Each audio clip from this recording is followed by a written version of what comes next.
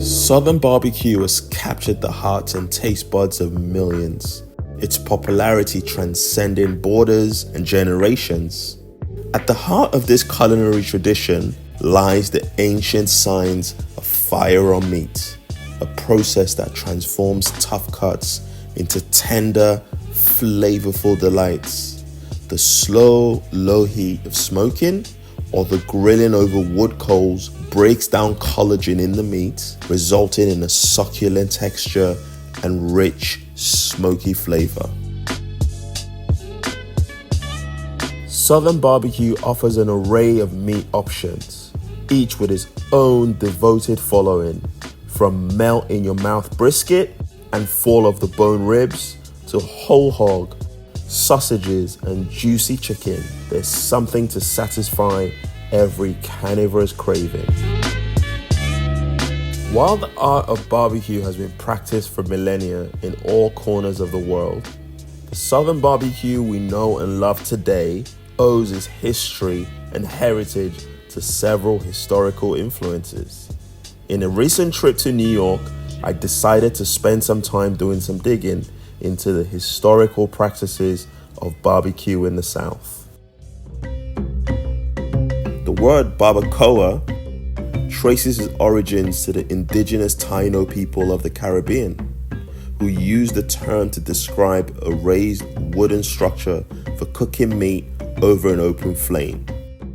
Spanish explorers adopted the word, which later evolved into barbecue to refer to this cooking method. Meanwhile, there were similar practices happening east of the Atlantic Ocean. Throughout history in Africa, pastoral communities like the Fulani, the Maasai, and the Amazigh have had a long-standing tradition of cooking meat over open fires, a culinary practice deeply intertwined with their nomadic or semi-nomadic lifestyles. For these communities, meat is not merely sustenance, but a cultural centerpiece symbolizing wealth, hospitality, and social cohesion.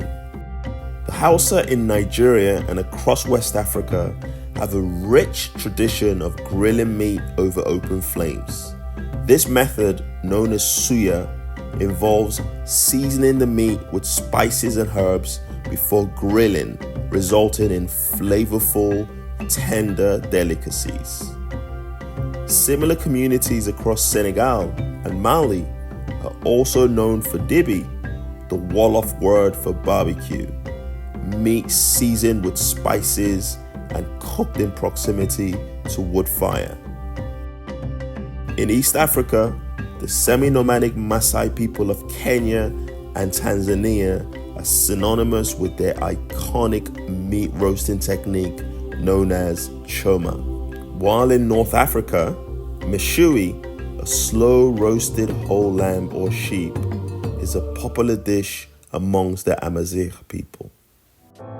It is evident that some of these traditions moved west across the Atlantic during the trade of enslaved Africans. A lot of my research pointed to the immeasurable contributions of enslaved Africans in plantations all over the South. By the 1700s, enslaved Africans had perfected the art of Southern or pit barbecue, which was a combination of the African traditions with indigenous and European meat cooking and seasoning techniques. Pit barbecuing involved cooking meat on a grill of oak or hickory logs over a dug pit. Enslaved African Americans used this technique to cook meat for hours for plantation meals and to cook for gatherings such as political rallies. They were literally the earliest pitmasters of our time.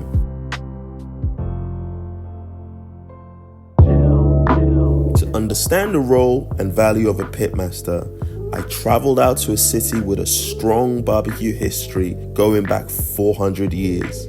I was honored to spend a few hours with Pitmaster Stacy at Rodney Scott Whole Hog Barbecue. I was also honored to meet a legendary pitmaster, Rodney Scott. Watching Pitmaster Stacey for hours as he manages the fire, the cooking temperatures, the pit, and of course the meat, it's clear that the work of a pitmaster is one that requires perseverance, patience, strength, endurance, love and care. But what does this work mean to a pitmaster? Well, let's find out from a barbecue legend. I got into barbecue. I grew up in the barbecue, actually. My family did it as a tradition. Growing up on the farm, they always had whole hog barbecues.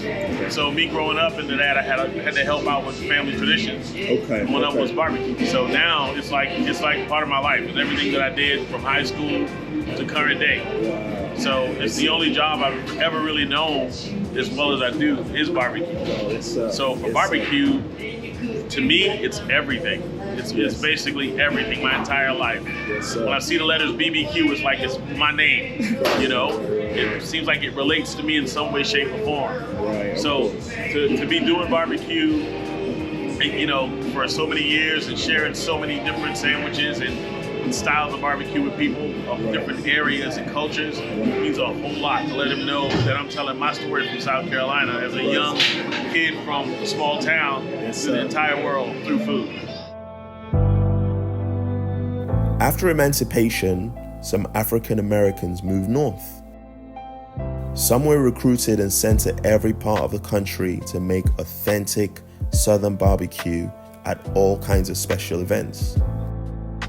In many cases, they stayed and kick-started a barbecue restaurant scene that led to an explosion of barbecue culture all over North America and beyond.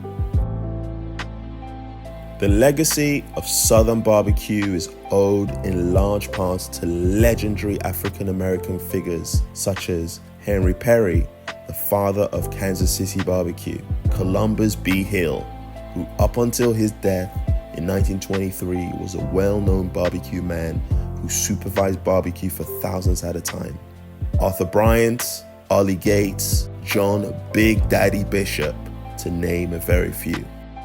And for a present-day barbecue legend, how does he feel flying the flag for a culture filled with historical, legendary figures, known and unknown?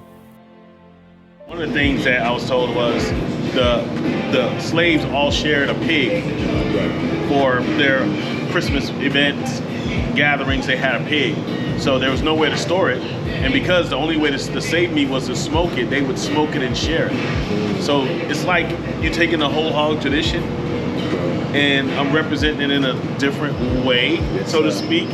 We're celebrating it just like it was a celebration. Right.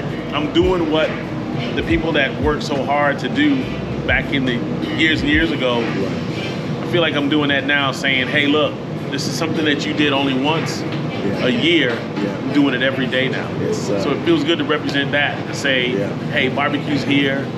We're still doing it. So I'm loving it. Being at Rodney Scott's Whole Hog Barbecue fills my heart with pride for all the strength, resilience, and ingenuity of all those that exist among us and that came before us. The story about contribution to Southern barbecue is best concluded by the Impact Award given in 2022 by the American Barbecue Hall of Fame to the unsung Black barbecue cooks. In giving the award, it states, unfortunately, the names of many barbecue pioneers have been lost to history. By the time of the Civil War, Southerners had been cooking barbecue for more than 2 centuries, and a great many of these cooks were African American slaves who tended the pits at barbecues organized for the white community, as well as at events for their own family and friends. Enslaved pitmasters are the anonymous creators of what many regard as the one true American cuisine, barbecue. If we are what we eat, then those who make what we eat help define us as a people. The enslaved pitmasters are, in their way, roughly analogous to the unknown soldier. They should be recognized en masse so that their contributions to America are forever remembered and memorialized. Without enslaved people making smoked meats, there would not be what we today call barbecue.